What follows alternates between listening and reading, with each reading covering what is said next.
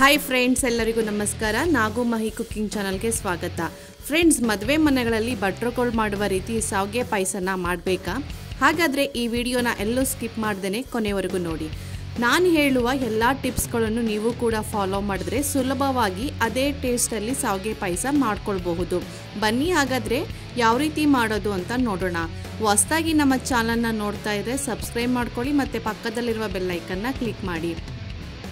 Next ಇವಾಗ ಗ್ಯಾಸನ್ನು on ಮಾಡಿಕೊಂಡು ಒಂದು ಪಾತ್ರೆನ ಬಿಸಿ ಮಾಡೋಕ್ಕೆ ಇಟ್ಕೊಂಡಿದ್ದೀನಿ. ನಾನಿಲ್ಲಿ 1 ಕಪ್ಪು ಅಳತೆಯಲ್ಲಿ 2.5 ಕಪ್ ಆಗೋಷ್ಟು ನೀರನ್ನು ಹಾಕ್ಕೊಳ್ತಾ ಇದ್ದೀನಿ. ನೀವು ಅಳತೆಗೆ ಕಪ್ಪಾರು ತೊಗೋಬೋದು, ಇಲ್ಲಾಂದರೆ ಗ್ಲಾಸನ್ನು ತೊಗೊಂಡು ಈ ಥರ ಮೆಜರ್ಮೆಂಟಾಗಿ ಇಟ್ಕೋಬೇಕಾಗುತ್ತೆ. ನಾವು ಲೋಟದಲ್ಲಾರು ಹಾಕ್ಕೋಬೋದು, ಇಲ್ಲಾಂದರೆ ಈ ಥರ ಕಪ್ಪ ಅಳತೆಯಿಂದ ನೋಡಿಕೊಂಡು ನಾನಿಲ್ಲಿ 2.5 ಕಪ್ ಆಗೋಷ್ಟು ನೀರನ್ನು ಹಾಕ್ಕೊಂಡು ಬಿಸಿ ಮಾಡೋಕ್ಕೆ ಇಟ್ಕೊಂಡಿದ್ದೀನಿ. ಇದು ಬಂದು ಮೊದಲನೇ ಸ್ಟೆಪ್ಪು. ಇದು ಬಿಸಿ ಆಗ್ತಾ ಇರಲಿ. ಈ ಕಡೆ ಇನ್ನೊಂದು ಸ್ಟವ್ ಆನ್ ಮಾಡಿ ಒಂದು ಕಡಾಯಿನ ಬಿಸಿ ಮಾಡೋಕ್ಕೆ ಇಟ್ಕೊಂಡಿದ್ದೀನಿ. ಕಡಾಯಿ ಬಿಸಿ ಆದಮೇಲೆ ಇದಕ್ಕೆ 2 ರಿಂದ 3 ಟೇಬಲ್ ಸ್ಪೂನ್ ಆಗೋಷ್ಟು ನಾನು ಇವಾಗ ತುಪ್ಪನ ಹಾಕ್ಕೊಳ್ತಾ ಇದ್ದೀನಿ. ತುಪ್ಪ ಬಿಸಿ ಆದಮೇಲೆ ಇದಕ್ಕೆ ನಾನು ಒಂದು 10 ದ್ರಾಕ್ಷಿನ ಹಾಕ್ಕೊಳ್ತಾ ಇದ್ದೀನಿ. ಹಾಗೆಯೇ 10 ಗೋಡಂಬಿನೂ ಕೂಡ ಹಾಕ್ಕೊಳ್ತಾ ಇದ್ದೀನಿ. ಮತ್ತು 10 ಬಾದಾಮಿನ ತಗೊಂಡು ಈ ಥರ ಮಧ್ಯಕ್ಕೆ ಕಟ್ ಮಾಡಿ ಹಾಕ್ಕೊಳ್ತಾ ಇದ್ದೀನಿ. ಈ ಮೂರನ್ನು ಕೂಡ ಚೆನ್ನಾಗಿ ಫ್ರೈ ಮಾಡ್ಕೊಳ್ಬೇಕಾಗತ್ತೆ. ಸ್ವಲ್ಪ ಗೋಲ್ಡನ್ ಕಲರ್ ಬರೋ ಗಂಟ ಇದನ್ನು ಫ್ರೈ ಮಾಡ್ಕೊಳ್ಳೋಣ. ನಿಮಗೆ ಯಾವ ಡ್ರೈ ಫ್ರೂಟ್ಸ್ ಬೇಕು ಅದನ್ನೇ ಹಾಕ್ಕೊಳ್ಳಿ, ಇಷ್ಟೇ ಹಾಕೋಬೇಕು ಅಂತ ಏನಿಲ್ಲ. ಇದನ್ನು ಗೋಲ್ಡನ್ ಕಲರ್ ಬರೋವರೆಗೂ ಇದನ್ನು ಫ್ರೈ ಮಾಡ್ಕೊಳ್ತಾ ಇದ್ದೀನಿ. ಆನಂತರ ಇದನ್ನು 1 ಕಪ್ಗೆ ತೊಗೊಳ್ಳೋಣ. ಎಲ್ಲನೂ ಈ ಡ್ರೈ ಫ್ರೂಟ್ಸ್ ಎಲ್ಲನೂ 1 ಕಪ್ಗೆ ಎತ್ಕೊಂಡು ಸಪ್ರೇಟ್ ಮಾಡಿ ಇಟ್ಕೊಳ್ತಾ ಇದ್ದೀನಿ. ಇದು ಬಂದು ಸೆಕೆಂಡ್ನೇ ಸ್ಟೆಪ್ಪು.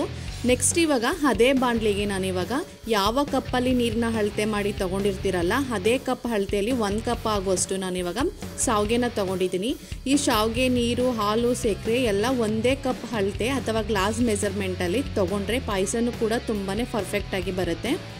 ಈ ಶಾವಿಗೆನ ಸ್ವಲ್ಪ ಗೋಲ್ಡನ್ ಕಲರ್ ಬರೋ ಗಂಟ ಫ್ರೈ ಮಾಡ್ಕೊಳ್ಳೋಣ. ನಾನಿಲ್ಲಿ ಆಲ್ರೆಡಿ ಹುರಿದಿರೋ ಶಾವಿಗೆನ ತೊಗೊಂಡಿದ್ದೆ, ಆದರೆ ತುಪ್ಪದಲ್ಲಿ ಜಸ್ಟ್ ಬಿಸಿ ಮಾಡ್ಕೊಳ್ತಾ ಇದ್ದೀನಿ. ನೋಡಿ, ಇವಾಗ ಈ ಶಾವಿಗೆ ಪರ್ಫೆಕ್ಟಾಗಿ ರೆಡಿಯಾಗಿದೆ. ನಂತರ ಇವಾಗ ಬಿಸಿ ಮಾಡ್ಕೊಂಡಿರುವ ಬಿಸಿನೀರನ್ನು ಇದಕ್ಕೆ ಸೇರಿಸ್ಕೊಳ್ಬೇಕು. ಇದು 3ನೇ ಸ್ಟೆಪ್ಪು.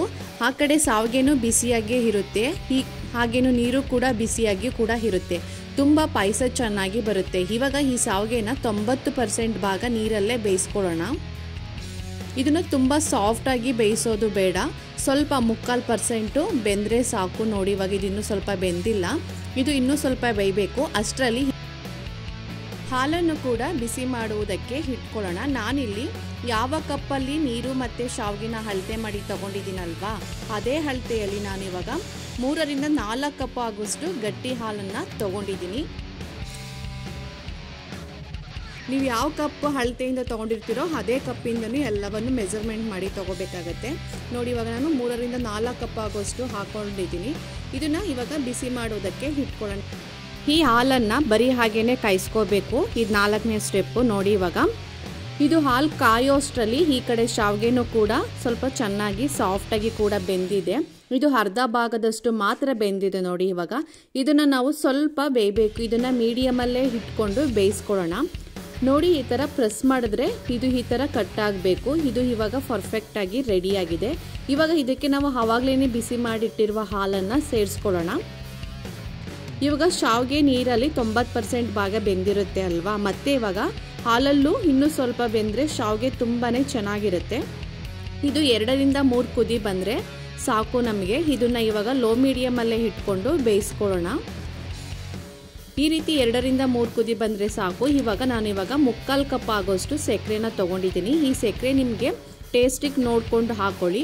ಈ ಸಕ್ಕರೆನ ಕಂಪ್ಲೀಟಾಗಿ ಕರಗಬೇಕು, ಹಾಗೆ ಇದು ಇನ್ನೂ ಸ್ವಲ್ಪ ತಿಕ್ಕಾಗಬೇಕು. ಸಕ್ಕರೆಯಲ್ಲಿ ಶಾವಿಗೆನೂ ಸ್ವಲ್ಪ ಬೇಯುತ್ತೆ. ಈ ಶಾವಿಗೆ ಇನ್ನೂ ಸ್ವಲ್ಪ ಗಟ್ಟಿಯಾಗಬೇಕು. ನೋಡಿ, ಇಷ್ಟಾದರೆ ಸಾಕು. ಇವಾಗ ತುಂಬ ಗಟ್ಟಿ ಆದ್ರೂ ಚೆನ್ನಾಗಿರಲ್ಲ, ತುಂಬ ಗಟ್ಟಿ ಆಗಿಬಿಟ್ರೂ ಚೆನ್ನಾಗಿರಲ್ಲ. ನೋಡಿ, ಇವಾಗ ಈ ಥಿಕ್ನೆಸ್ಸಲ್ಲಿದ್ದರೆ ತುಂಬ ಪರ್ಫೆಕ್ಟಾಗಿ ಇದೆ ಅಂತ. ಇವಾಗ ಸ್ಟವನ್ನು ಆಫ್ ಮಾಡಿ ಮತ್ತು ಇವಾಗ ನಾವು ಆವಾಗಲೇ ಫ್ರೈ ಮಾಡಿ ಇಟ್ಕೊಂಡಿದ್ವಲ್ಲ ಗೋಡಂಬಿ, ದ್ರಾಕ್ಷಿ, ಬಾದಾಮಿನೂ ನಾವು ಹಾಕ್ಕೊಳ್ತಾ ಇದ್ದೀನಿ. ಮತ್ತು 1 ಟೇಬಲ್ ಸ್ಪೂನ್ ಆಗೋಷ್ಟು ಏಲಕ್ಕಿ ಪುಡಿಯನ್ನು ಕೂಡ ಹಾಕ್ಕೊಂಡು ಒಂದ್ಸಲಿ ಚೆನ್ನಾಗಿ ಮಿಕ್ಸ್ ಮಾಡ್ಕೋಬೇಕು. ಈ ಥರ ಚೆನ್ನಾಗಿ ಮಿಕ್ಸ್ ಮಾಡಿ ಆದಮೇಲೆ ಒಂದು ಪ್ಲೇಟನ್ನು ಮುಚ್ಚಿ ಇದನ್ನು ½ ಅವರ್ ಇಲ್ಲಾಂದರೆ 1 ಅವರ್ ಬಿಟ್ಟು ಇದನ್ನು ಸರ್ವ್ ಮಾಡ್ಕೋಬೋದು. ನೋಡಿ, ಅಡುಗೆ ಭಟ್ರುಗಳು ಇದೇ ರೀತಿ ಮಾಡುವುದು ತೀರಾ ತೆಳುವಾದರೆ ಬಾಳೆ ಎಲೆಯಲ್ಲಿ ಬಡಿಸುವುದಕ್ಕೆ ಆಗುವುದಿಲ್ಲ. ಇದು ಕಂಪ್ಲೀಟಾಗಿ ತೆಳುವಾಗಿಯೂ ಇಲ್ಲ, ಗಟ್ಟಿನೂ ಇಲ್ಲ, ತುಂಬಾ ಇದು ಪರ್ಫೆಕ್ಟಾಗಿ ಇದೆ ನೋಡಿ. ಒಂದು ಸ್ಪೂನಿನ ಸಹಾಯದಿಂದ ಈ ಥರ ತೊಗೊಂಡ್ರೆ ಶಾವಿಗೆ ಜಾರಿ ಬೀಳ್ತಾ ಇದೆ ನೋಡಿ. ಇದು ಪರ್ಫೆಕ್ಟ್ ಆಗಿದೆ ಅಂತ. ಭಟ್ರುಗಳು ಮಾಡುವ ಶೈಲಿಯಲ್ಲಿ ಶಾವಿಗೆನ ಪಾಯಸನ ನೀವು ಕೂಡ ಮನೆಯಲ್ಲಿ ಮಾಡ್ಕೊಳ್ಳಿ. ನೋಡಿದ್ರಲ್ಲ ಎಷ್ಟು ಸುಲಭವಾಗಿ ಮಾಡ್ಬೋದು. ನಾನು ಹೇಳಿದ ಎಲ್ಲ ಟಿಪ್ಸ್ಗಳನ್ನು ಫಾಲೋ ಮಾಡಿ ಸೂಪರ್ ಆಗಿರುವ ರುಚಿಯಾಗಿರುವ ಶಾವಿಗೆ ಪಾಯಸನ ಮನೆಯಲ್ಲೇ ಮಾಡಿ ನೋಡಿ. ತುಂಬಾ ಎಲ್ಲರೂ ಇಷ್ಟಪಟ್ಟು ತಿಂದು ಖಾಲಿ ಮಾಡ್ತಾರೆ. ಈ ವಿಡಿಯೋ ಇಷ್ಟ ಆದರೆ ಒಂದು ಲೈಕ್ ಮಾಡಿ ಮತ್ತು ಶೇರ್ ಮಾಡಿ. ನಿಮ್ಮ ಫ್ಯಾಮಿಲಿಗೂ ಈ ವಿಡಿಯೋನ ಹೆಚ್ಚೆಚ್ಚು ಶೇರ್ ಮಾಡಿ. Thank you for watching my videos.